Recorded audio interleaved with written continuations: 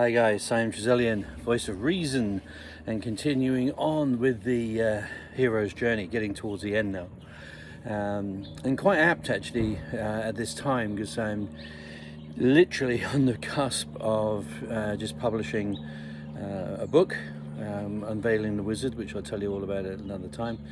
But anyway, let's get into it. So we left you at the ordeal. So the hero has gone through everything and has basically come out the other side.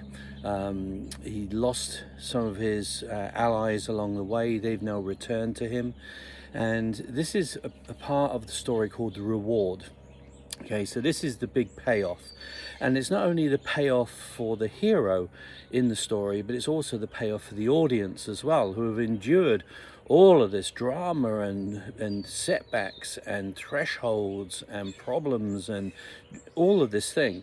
So the audience have gone through this with the expectation that it's going to be worthwhile in the end, and of course that's exactly what the hero is hoping as well.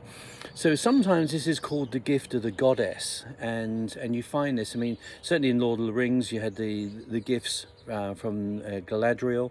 And in the end of Lord of the Rings, there's the gift of the colours, the flag, to Aragorn,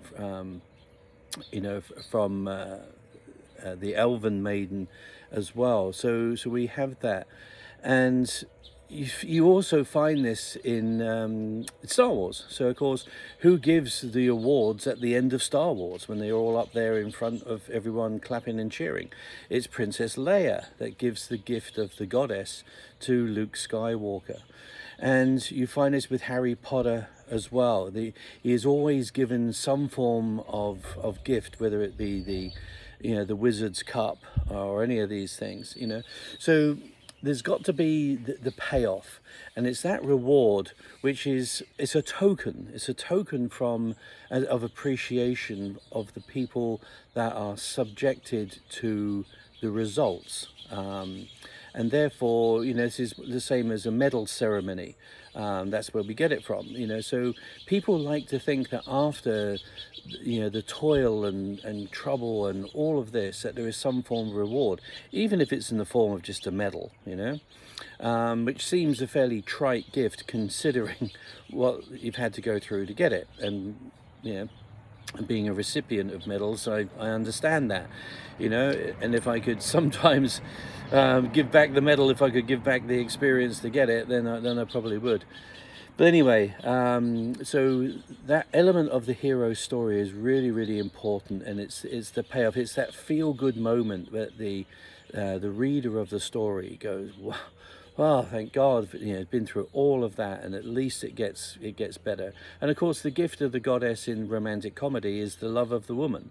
So she is the goddess, and eventually she comes round, sees the hero for what he truly is, forgives his transgressions, and falls in love with him, and they live happily ever after.